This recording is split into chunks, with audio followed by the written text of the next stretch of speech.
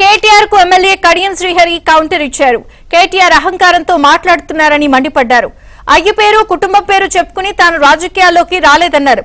36 మంది ఎమ్మెల్యేలను చేర్చుకున్నప్పుడు నైతిక విలువలు గుర్తుకు రాలేదా అంటూ కేటీఆర్ ను ప్రశ్నించారు.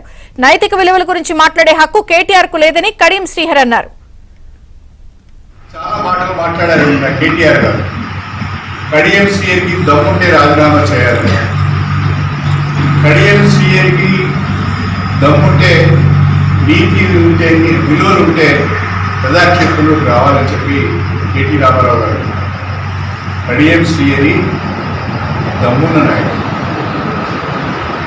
అయ్యా అండా చూసుకొని రాజకీయాలు చేస్తలేడు, అయ్య పేరు చెప్పుకొని రాజకీయాలు చేస్తలేడు. అసలు కేసీఆర్ పేరు పూర్తి నిన్ననేప్పుడు నీ ఐడెంటిటీ ఏంటి?